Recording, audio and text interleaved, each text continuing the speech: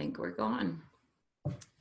All right. Well, it's 9:30, folks, and I welcome you to the first Friday entrepreneurship call with K-State Research and Extension. We started this call with a mutual goal to engage the knowledge, wisdom, and relationships of local communities with the research and experimentation of the university to create vital communities. We borrowed some words from Eric Peterson at Network Kansas, who told me in a conference speech that the purpose of the local community and developing entrepreneurs and businesses is to provide them with the experts, education, and economic resources that are available to help them. And so that's what we try to do. Today, our speaker is somebody that I've always excited to hear from. Deb Brown is co-founder of SaveYour.town, and I often talk about those webinars that Deb and Becky McCrae host every month, because I think they're like, I speak of them as being church for small communities. It's where you go to get your inspiration for keeping on and going ahead. Deb is a relentless optimist, and she knows how to build possibility in your small town. And better yet, she inspires you to take small steps that you can take right this week to create a better future and a brighter future for your community. So our talk today is on marketing your small town. And Deb, take it away. Gladly. I'm going to pop up the PowerPoint presentation so we can begin. Maybe. There we go. So, as she said, I'm Deb Brown from SaveYour.town. And I want to take the moment to thank Kansas State Research and Extension for having me here today. It's truly a pleasure. And I am going to talk about marketing in a small town. We're going to discuss enticing the customer, being different, and living in the 21st century. Now, this little bit of advice you'll get is going to apply to businesses, nonprofits, and government entities. You ready? Let's get started. All right, well, rule number one is entice the customer. It is all about your customer. You'll want to entice them to come to you. So how do you do that? You start with curb appeal. Curb appeal is what draws attention and brings people to your doors. 70% of first-time sales happen because of curb appeal. So try extending your inside to the outside. Plant some flowers in pots and put them outside. Or bring some of your items for sale outside. Another fact for you, 80% of women make 80% of all the retail purchases. What if you put a bench outside for the person that doesn't want to shop with them but is there with them, husbands, partners, or bring some of those products outside for that person to play with a little bit while you're shopping. Now, don't forget the back of your store. A lot of small towns do have entrances in the back, and you want to be sure that it matches the front. If you don't have an entrance in the back, you know that people do drive down the alleys and they see what the back end of your store looks like and they talk about it. Now, does that match the image you want to portray? Probably not. This picture is on the back of a building in Webster City, Iowa, where I live. The young man who owns it ran for city council and got beat pretty soundly. His friends put this on the back of his building. It wasn't so funny at first, but he's a good man and he got the humor in it. Now it's a story the whole town shares. The point is, just because you lose doesn't mean you're a loser. And yes, he should chop those weeds down. I'm going to have to point that out to him after the snow's gone. Next up is signage. So are you using what works? Is the sign on the front of your store or your building high up on the building? Did you know that people driving cars can't see it? Try blade signs. Those are the small ones that are visible while driving. They stick out from the building. And as long as you're using a blade sign, is your name on the window? Well, when the sun is shining, you can't read it. And if it only has your name on your signage, does it tell people what you sell? Just because people in town might know you, not everyone does. Letting us know what you sell is valuable as well. I love how they've done that with this Northland Lefsa. A lot of people don't know what that is, but we know because they told us it's a bakery, coffee shop, and a gift shop. Okay, one more thing.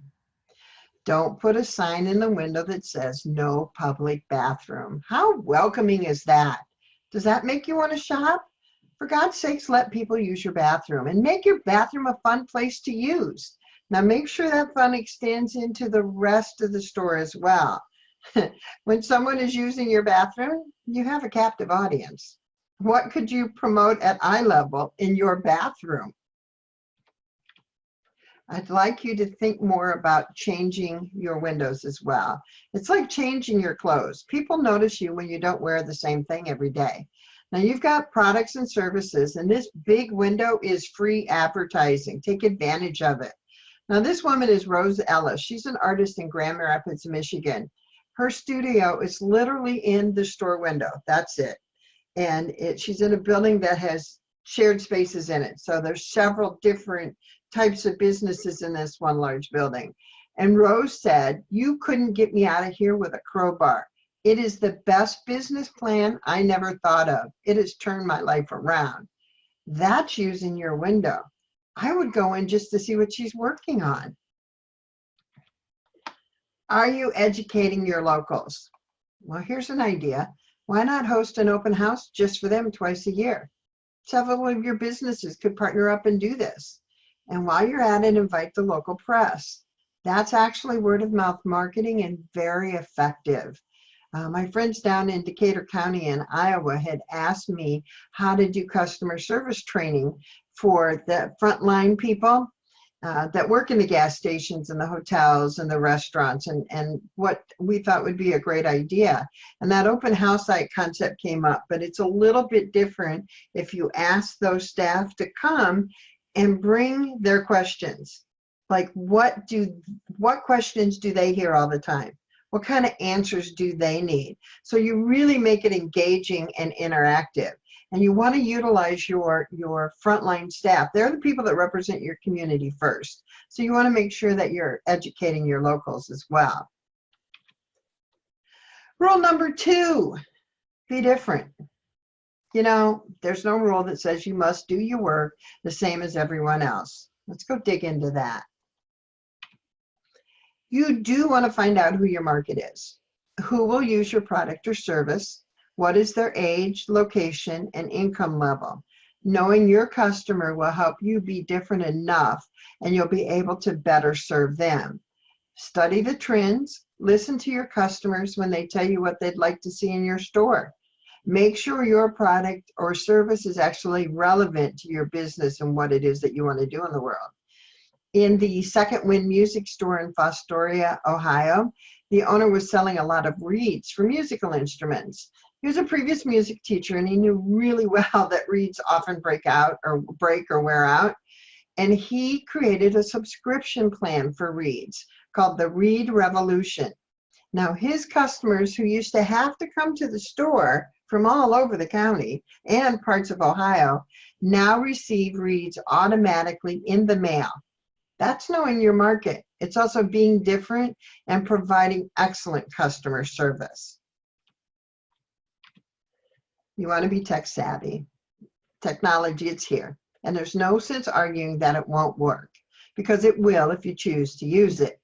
There's a couple of things you can do. You can use your iPad to look up product info for your customer. Deb, you're cutting out. Okay. I shall move my mic. Deb, you're cutting out. I'm not sure. No worries. I'll get it figured out here. Okay, thanks. I think it's my microphone, so we'll just adjust it. Okay, thank you. How about that? Is that better? Yes. All right, perfect. So I was saying that you can use your iPad to look up product information for your customer, or use it to show your customer how that product can be used in their own home. You can teach them Alexa or Google Dot and show them how to reorder from you on those products that they already buy all the time. And here's a hint: go to YouTube, look for a video that will teach you how to do exactly that. Why not add a smart TV and have it loop a presentation about your town? Provide charging stations for their cell phones while they shop. And be sure to ask your vendors for any tech tools or sites that you can showcase. Vendors love to bring in and fun toys and tools and help you better sell their product. Create partnerships with other stores to promote your products or services. Working with people you already know is a great way to start. Now, partnershipping with different kinds of businesses are an avenue we often forget about. Some of the partnerships I've seen here in Webster City, Osweiler's, a women's clothing store, has given $25 gift certificates to the restaurant next door to their customers when they spend over $100 in their store. That's great marketing. In Tandem Marketing, our local co-working location, hosts things like Travel to Ireland presentations for the chamber, where people can come in, see a great video, and also see the co-working place. Wilson Brewer Park and the Depot Crew, that's our local historical site, has partnered with Summer Nights, a downtown festival, and they brought old-timer costumes for kids to try on and have their picture taken, instead of bringing pamphlets that they hand out and people just throw them away anyway. You know, the chamber asked them not to just set up a booth and hand out flyers. At the next event that they participated in, they took several old pictures of buildings and put them on blocks to make it look like a puzzle. And then people had to identify where those buildings were. And it was an opportunity to take a look at the past where the buildings were, but also it could flip it over and talk about what was there now and how they could better support their community. Schlupfeld Engineering partnered with our tour of empty buildings and provided the maps for the tour. You can find ways to work with other businesses in your community to promote each other. You probably don't all have the same customers, so it's great to get new people coming in your store and for your customers to go there as well. Yes, I love a parade. What are you doing in your community to promote your business? Well, here's an idea. Get in a parade. That's right. Fix up the old jalopy and be in a parade. And while you're at it, take a lot of pictures and talk to some other people in the parade. Meet the folks who are watching the parade. This picture is the computer guy, Pat Palmer, and he goes to parades all over northern Iowa and throws out frisbees for the kids to play with. He is he'll come to your house and fix your computer. So it makes perfect sense for him to be in parades all over the northern part of Iowa. Now here's another suggestion. Why not write about the other businesses in the parade on your website or e-newsletter? Take pictures of them and put them up on Facebook. You could live tweet the event. You could promote the parade, write a press release stating not only will you be in the parade, but you're going to live tweet it and live Facebook it, and just upload your pictures live. Send the press release to all your local folks, and don't forget the TV people in your state as well. You know, you want to tell stories, you want to make it fun, you want to get excited, you want to get your workers and your kids involved, and a parade is a great thing to do that. You know, while you're at it, go ahead and find a parade in a nearby county. Spread the love. Give of yourself and talk about others. Tell the stories. Ken Blanchard said, I absolutely believe in the power of tithing and giving back. My own experience about all the blessings I've had in my life is that the more I give away, the more that comes back. That is the way life works, and that's the way energy works. And that's the way working in your own community works as well. Band together with your other retailers and figure out how you can have a lot of fun to promote your community. All right, here comes rule number 3. Live in the 21st century. We are here right now, and we need to utilize the tools we have now. Your older customers won't always be around, and you're going to have to start cultivating new customers too. So I want to ask you, are you mobile friendly? Did you know that 97% of consumers today actually search online for a local business? Are you there? Do you even know where there is? Well, let's start with your website. Let's start there. You own the content on your website, so it makes sense to push your consumers to your website. At the very least, you want it designed as a simple landing page with your name, address, phone number, and email, and lots of pictures. Make it easy for customers to find you and contact you. And you know what? Add pictures often. Those videos that you're shooting with your phone in a parade, put them on your website. Add new product information. Give advice and how-to instructions. Now, you don't know how to do this on your website? You know, websites these days are very easy to update by the website owner, and that's you. If your site is old and you're unable to update it, it's time to look at changing that. Don't be afraid. It's not hard. You know, it's easy for me to want to preach here. I hear every once in a while, I'm too old to learn that, or I don't have time. First of all, you're not too old. If I'm 63 and I learned how to do it, you can do it too. Or you can hire someone to do it for you. The key there is just be sure you trust them and that you are able to update often. And as far as not enough time to do it, it's your business. It's a must-have item. If you want to be found in this day and age, even our old people are looking online for you and me. Make the time. Are you listed with Google? Google My Business is a free tool and is provided by Google. It allows business owners to set up a brief profile that displays their name, address, phone number, hours, website link in relevant search results like Google's local map picker, local finder, and organic rankings in general. So a critical first step in any local SEO strategy, and SEO is search engine optimization, is to claim and verify your local business Google My Business listing. So you just do a search for yourself. And when someone searches for your business on Google, the information used on the setup of that profile is pulled from your Google My Business page, and it populates in the search result. It always shows up in the Google sidebar on the first page, and you can see it on your mobile phone as well. Also, if someone searches, for example, Furniture Webster City, it will pull up 3 suggestions if you're using those keywords. And you can add keywords in your search in your Google My Business place. And add pictures. Go in there once a week and add pictures. Google likes that. And when they like that, they put you closer to the top of all the regular listings. All right, let's talk social media. I want you to remember that this is a tool. It's not an end-all be-all. You'll look at these and decide which one of these social media tools, which 1 or 2 will work best for you. And it's definitely a tool that you want to have in your toolbox. Jody Halstead is a travel writer and a trip planner for Ireland. She uses hashtags that make sense, and she has posted this post on Facebook, Twitter, and Instagram. You can do one post and put it in several places. Pictures are important, and this one certainly is beautiful. It's a church in Dublin.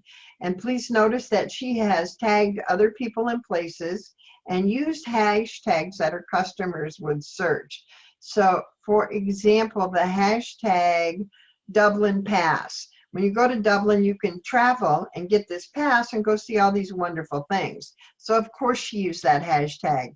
If I'm going to Dublin, I know about that pass, I'm going to do a search on Google for Dublin Pass, and it'll show me all these listings of where people have written about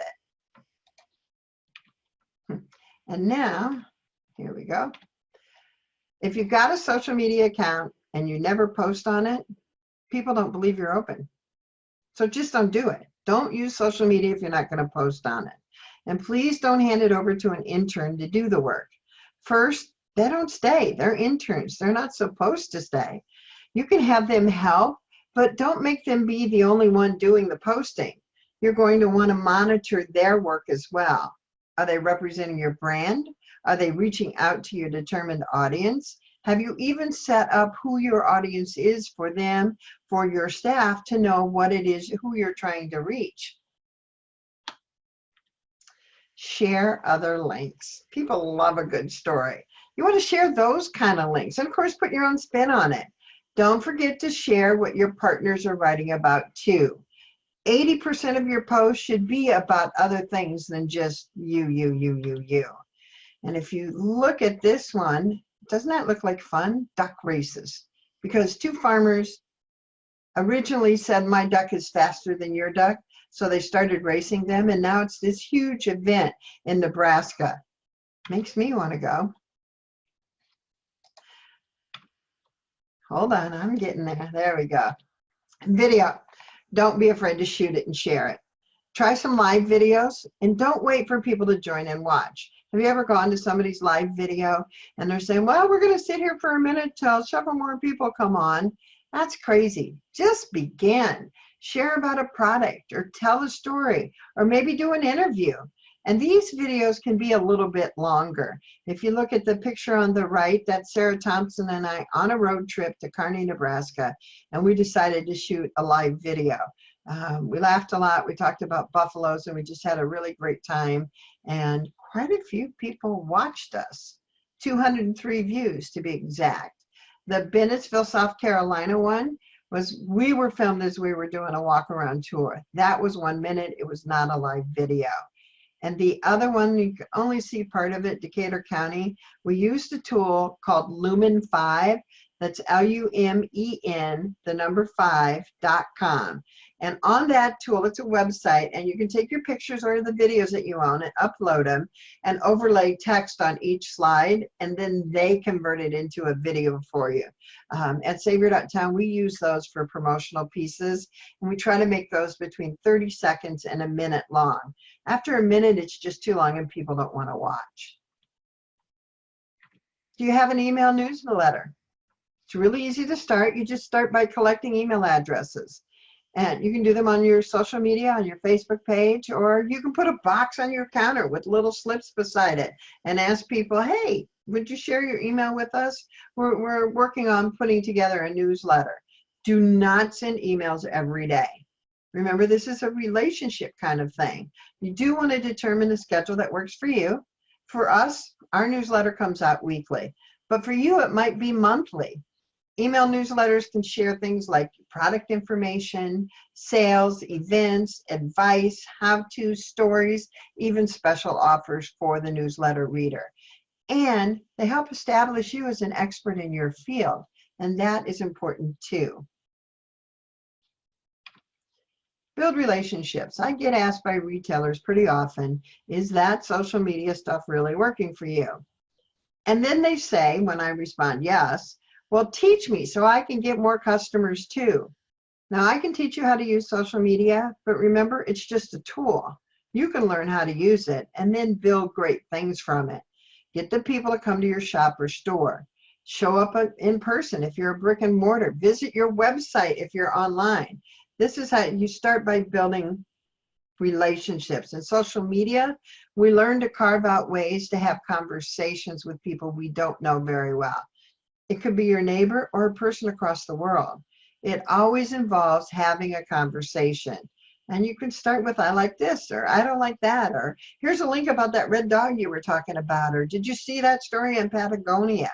Remember, not every conversation should be about your business. In fact, 80% should be about something else. Remember, you're creating a relationship. It's a two-way conversation about life, about things in life. You're going to mention your business, of course, but you're not going to scream about it, and you're not going to make it the only thing you talk about. Think about the conversations after church or over coffee with a friend. Is the only thing you talk about is your business? Of course not. So what does it take to make social media work in your business? Drew McClellan told me it's a commitment.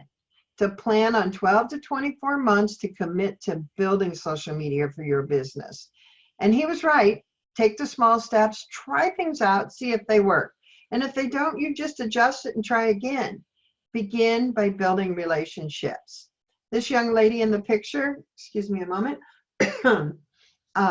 is with Carlson Tree Farm over by Coulter, Iowa, and her parents own it. But she has her own Tupperware business, and she's able to talk to people about Tupperware and trees, and also about life living in small towns. She's just fabulous. She's learned how to build relationships. Just saying local should shop local does not encourage them to do so. In fact, trying to make them feel guilty because they don't shop local, that doesn't work. You want to provide real value and service and getting the word out will go a lot further than just expecting people to shop only because you're there. You want to know your products. I used to sell high-end luggage in a retail store, and I mean $500 for a suitcase was the starting point. I could show you how to pack it. I addressed the objections before they were asked, and I talked about the value and why it cost so much. But the real secret was, so could all of my staff. You want to train your staff and you want to set expectations. Can I walk into your store and be greeted by someone who doesn't have a cell phone in their hands? Or at least who isn't on the phone and won't greet me? You know, you get to train your staff. You get to train your staff and set the expectations. That's part of being a store owner or the manager. Why not write the expectations down and review it in your weekly staff meeting or post it in the break room? Give your staff the opportunity to learn about the products. Bring in the vendors to share all about their lines. Make the videos available. In fact, show the videos on that smart TV you're going to put in. And you can pull them up on YouTube as well. Again, use the tools available to you. Better yet, show your products. So at Sawmill Designs, not only do they know their products, they give you the opportunity to touch them. What a bonus. When you walk into their store, you see this display, and you realize that you can choose your own wood, you can feel it, you can ask a ton of questions, you can have real conversations about, I'm thinking I want you to build this for me. You can't get that in a catalog. This is a real value for local businesses, that touching, that hands-on, that answering questions part. Amazon can't compete with that. Be ninjas in your own store. It's pretty simple. Just pretend you're a customer. What do you see first? Is it the sidewalk in front? Are your windows dirty? Imagine if in your town you drove down the street and all the windows were clean. It really makes a difference. It's a shining star. People want to come back. When you're in your store, is your most popular items right up front? Are they in the back where the customer must walk all the way through the store to see them? That gives them an opportunity to see the other products that you carry. Have you set up interesting vignettes to draw people in? Is your store clean, free of dust and no dirty floors? Has it been rearranged lately? Or is it the same stuff in the same place? Boring. Be different, be ninjas, sneak around and get stuff done. Let's talk about traditional marketing a little bit here. First of all, is it still going to work for you? Well, you want to learn to use your news. And it's this particular one is talking about telling your story. The Gridiron Grill has Iowa's Best Tenderloin, and they have used that story over and over and over. It was written once, and you can do the same thing, write it once and use it 6 different times in 6 different ways, at least. You know, I think it's important that you support your local newspaper and radio, but not in a random kind of way. You know, newspapers are having problems, and part of it is because they haven't figured out how to reach this new customer. That would be the one that doesn't read the paper. You want to begin by building connections with them. You know, ask for a sit down with the sales manager and the publisher. Most small town newspapers don't have a large staff, and it's really easy to have that sit down with them. If your market includes customers who are primarily using online tools, well, you're going to find them online. Ask the paper what they're doing to utilize their online tools. Can you advertise on their website? Or will they post about you on social media? You know, it behooves them to be found where their customers are as well.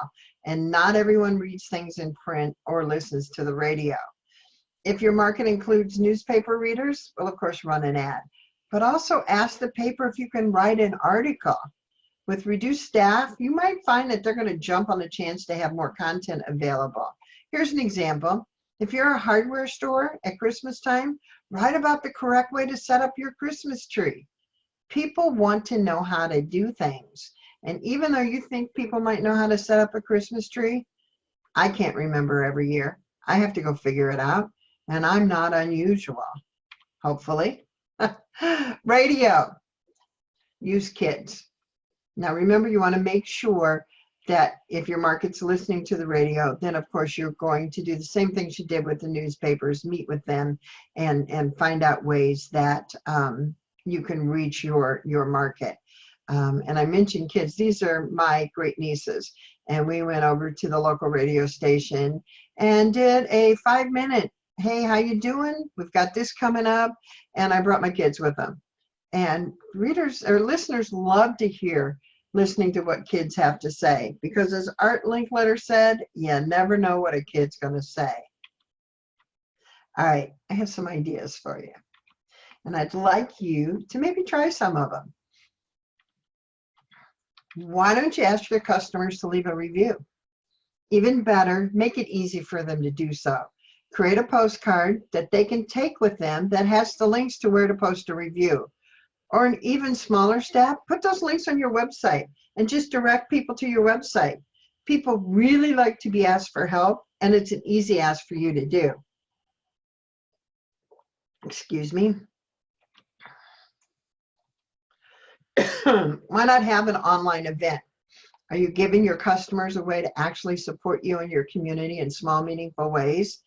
Kevin Rubaj, who's the owner of Interior Spaces, had several old inventory frame pictures that he wanted to do something with, like sell.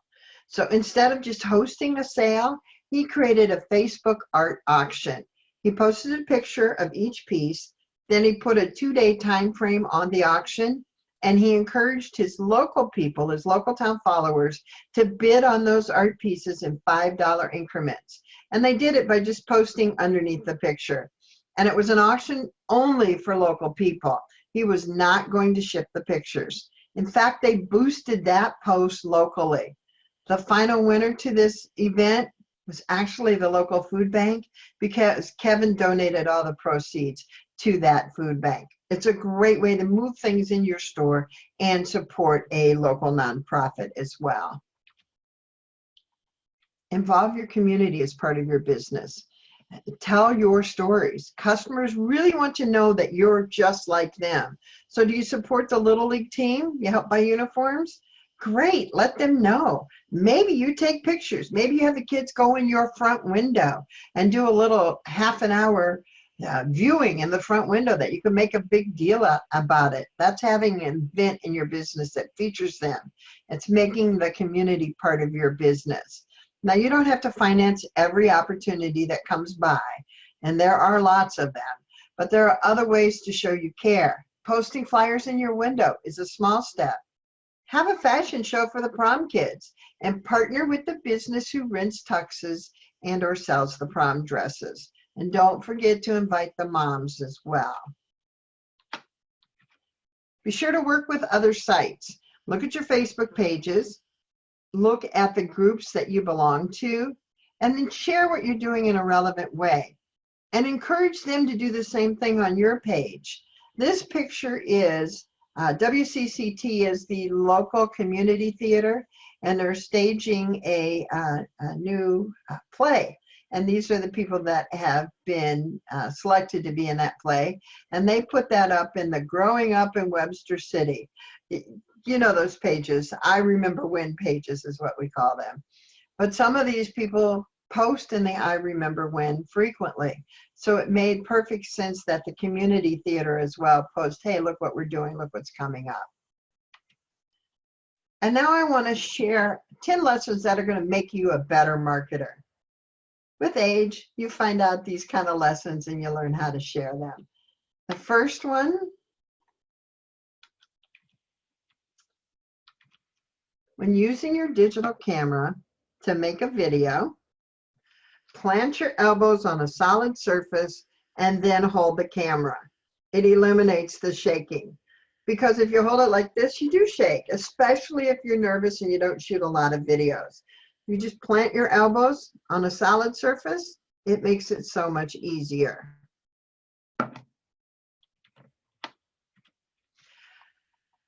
If you want someone to do something, please just ask them to do it. Don't expect them to read your mind. If you're upset that customers aren't coming into your store, have you asked them to come in? Have you asked them to support you? Have you given them reasons to do so? Practice makes perfect, you know. And I want you to practice writing press releases. Really learn how to write them. People really want to know what exciting things you and your company are up to. And a press release is a great way to tell them. You can share that press release not only to your local press and your statewide press, but use your online tools as well. Put it in your newsletter. Get good at writing a press release. And it's the who, what, where, when, and why in the first paragraph. You want to put a couple of quotes from participants in that press release, and then you want to expound a little bit. Do your research. Go on Google and search for excellent press releases and see some examples, and try writing press releases yourself.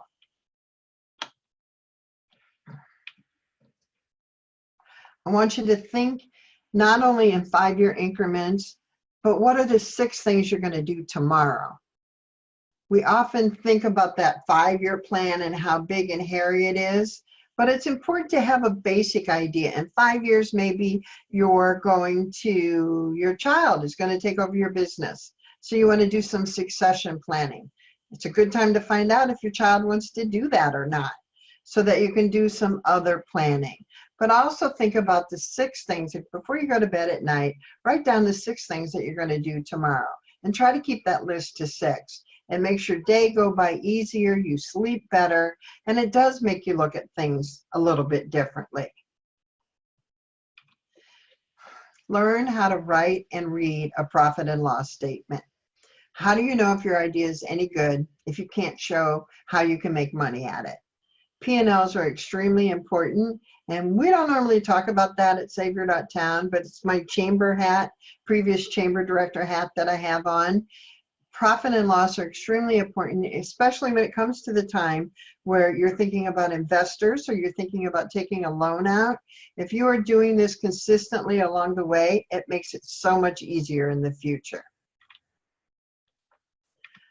Please volunteer, and you want to volunteer to be around people you want to be like. You want a successful business? Volunteer at the local Chamber of Commerce. You want to travel? Volunteer at your Convention and Visitors Bureau. You will be introduced to so many people that you didn't even realize that you knew or that you needed to know. And volunteering is fun. I'm not telling you to join a committee and be on that committee for 2 years. I'm just asking you to say, hey, go help someone out with a project. Go offer to be involved in your community a little bit more. In small towns, this is a big one. Join a service organization if you can. You'll learn how to go to meetings once a week and work on giving back. At Kiwanis, Rotary, Lions, Elks, those are just a few.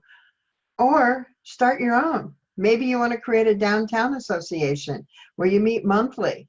Figure out how to be a better service to your community. Become a mentor. Work with a kid in school, a big sister, big brother program at your local church.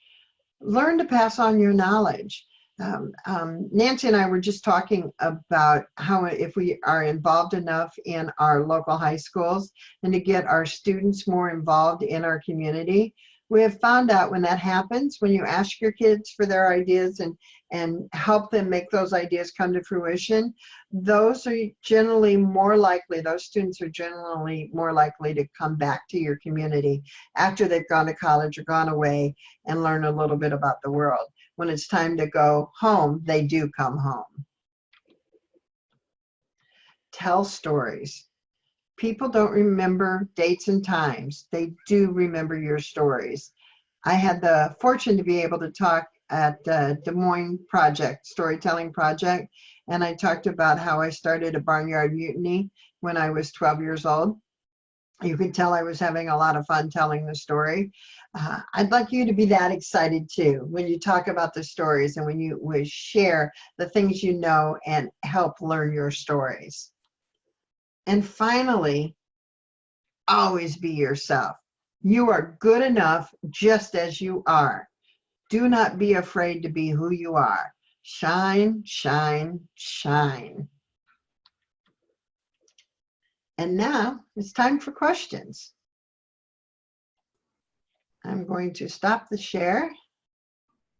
Fantastic. That was just great, Deb. Really appreciate it. I've got a feeling this is going to be a popular video on the afterwards.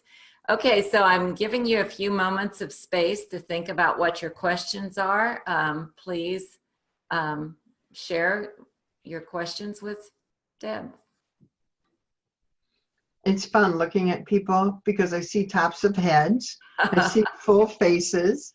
I see people taking notes. It's actually kind of exciting. Does anyone have a question?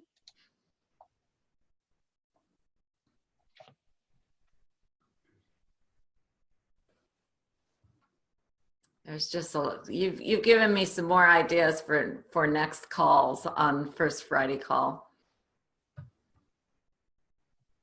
And talk about relationships. Deb, you're from Iowa, so you don't know this guy behind my back. He's not a creeper. He is he is a statewide known and maybe nationally known cowboy poet and writer from the Huck Boyd Center, Ron Wilson. So. Well, hi, Ron Wilson. I saw you sneak in. Yeah.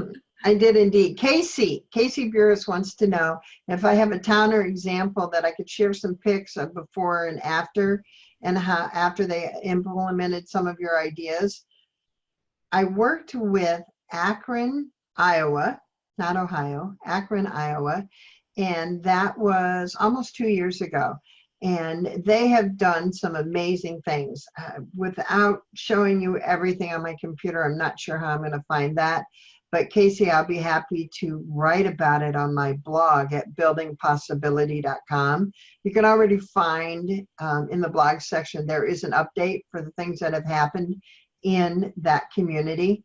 They are reworking their entry signs, and they got people, some of their older citizens involved to help create those signs versus hiring some outside company to come in and create these beautiful, expensive new signs. They went to their old geezers, and I say that lovingly because that's what they call themselves. It's coffee guys that meet every morning at Oh God 30 and have coffee.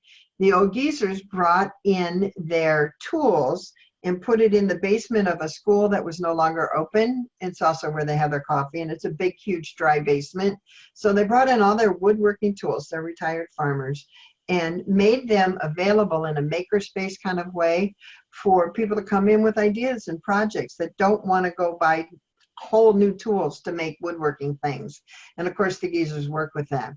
So they talked to those guys and said, who do you know that can help us do this? And some of them are involved in making their signages.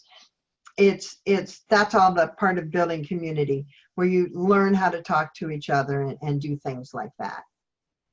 Thank you, Casey. Fantastic.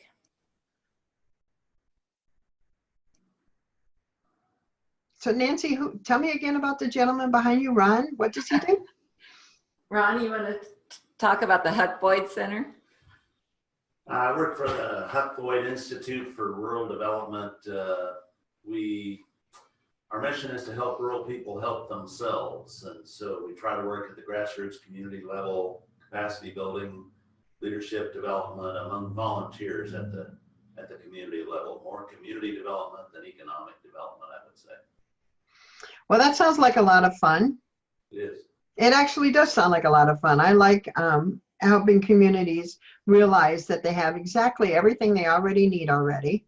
And the community, if it decides that it's going to be a great community, it will be a great community.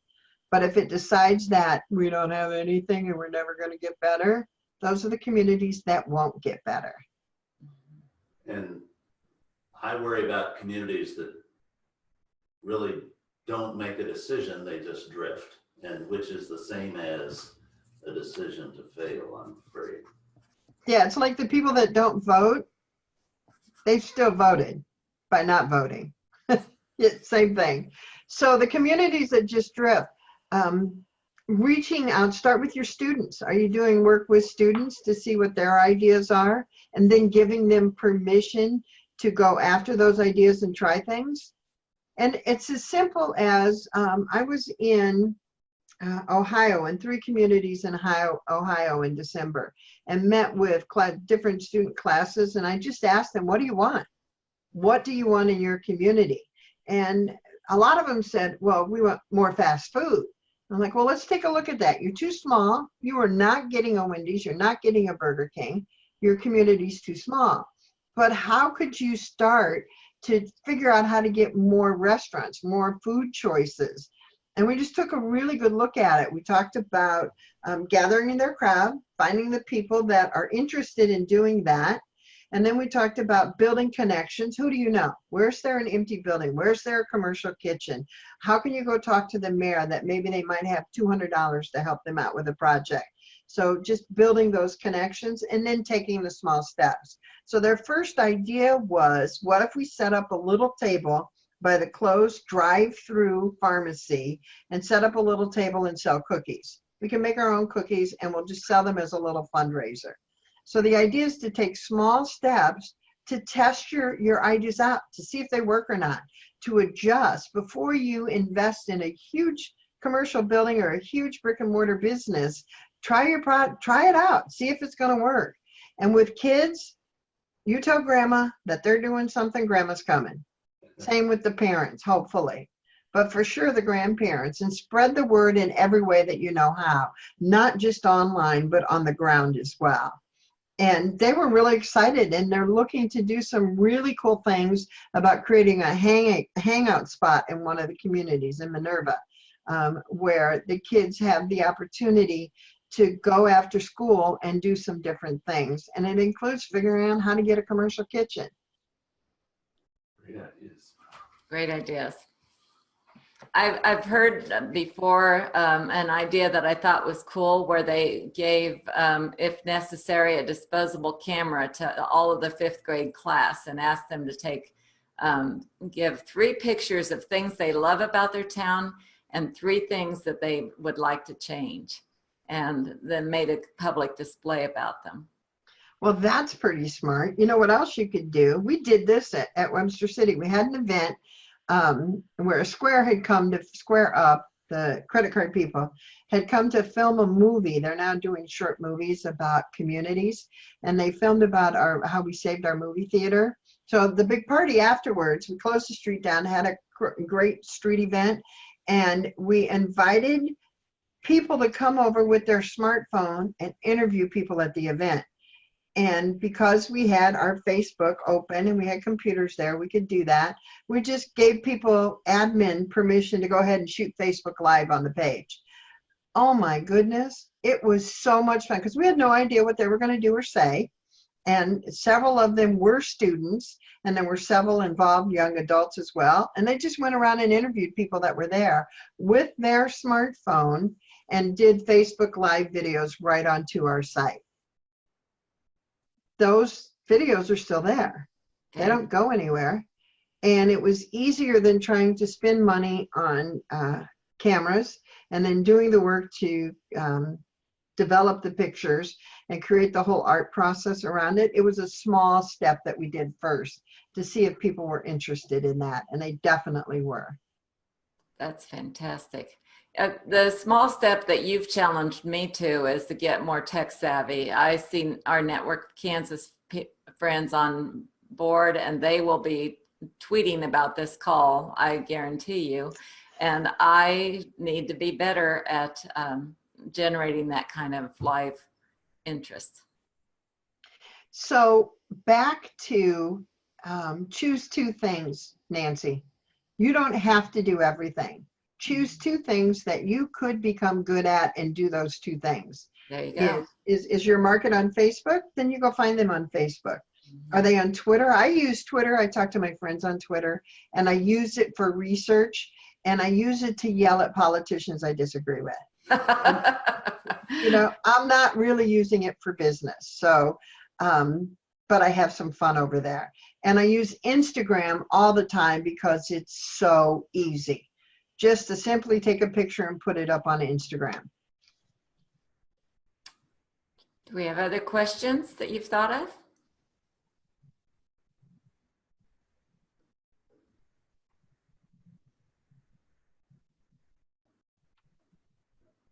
Uh,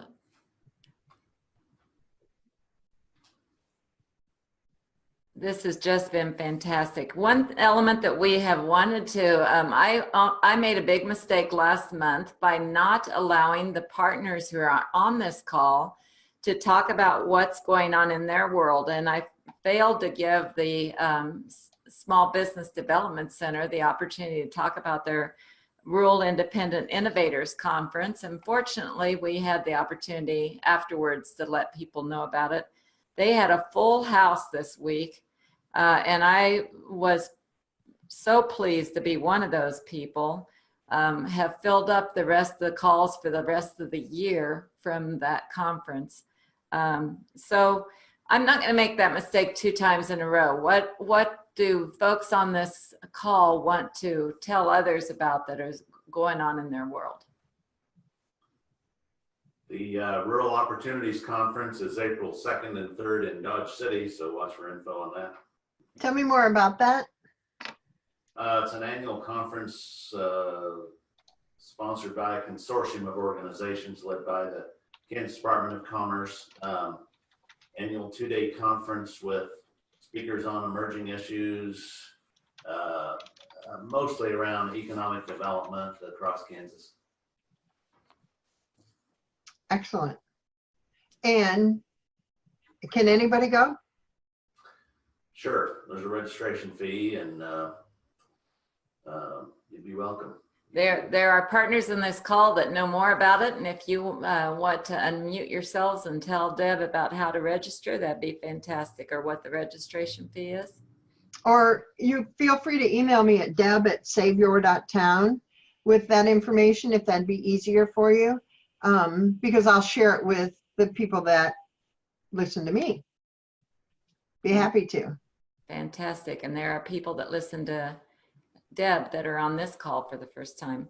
And since Ron was gracious to share another conference, I will tell you about the Huck Boyd Lecture in Community Media that is happening Thursday, February 14th here at K-State. And it's Bonita Gooch, the editor and publisher of the Community Voice in Wichita, talking about the grind, using journalism as a community builder. It's free and open to the public at 9:30 on Thursday, February 14th. And that's a live lecture? Yes. It is. Okay. You wouldn't be streaming it, would you? I don't believe it is streamed, so I thought I could pass along to the organizers. I know it's a little late to ask that, but more and more people are accessing those kind of opportunities by watching it live online. It's another good small step. Mm-hmm. What else? Anybody have something to share? You know, Becky and I both do newsletters each week on small steps, building possibility, all different kinds of things that are related to rural communities. And you can sign up for those free newsletters at saveyour.town. And I hardly recommend it. I get something to post from those newsletters every week. It's good cheerleading, good information. You know, we know that people are busy and they don't often have time to use the ideas that we suggest or get more involved like they'd like to. But what we do know that you need to stay in the conversation with people that think like you. It helps to keep you doing the good work that you do and to keep you motivated. And that's why we insist on writing positive messages and things that share the value of the work that they're doing. Thank you everybody for being here to listen to this, because it really means that you do care about your community as well. Well, thank you, Deb. And I will remind you again, next month on March 1st, on the first Friday, Ben Winchester, a rural sociologist and senior research fellow for the University of Minnesota, will be speaking. He emphasized that he will take all 60 minutes for his talk and promised to make it worthwhile. Deb has heard him and says he's one of her favorites. Indeed. He has, everybody knows about brain drain, where kids leave for college and never come back. But Ben is known for documenting the presence of rural brain gain, the trend of 30 to 49-year-olds moving into rural areas. And I can tell you that in the 60 communities that I've done first impressions for, I have never once found a community that didn't have somebody in that audience that was watching me that were brain gainers who had chosen that community. And so thank you for joining us today. And I leave you with this thought from Brian Solis, who is an author, a futurist, and a blogger. And Brian says, community is much more than belonging to something. It's about doing something together that makes belonging matter. So thanks, and create a great day.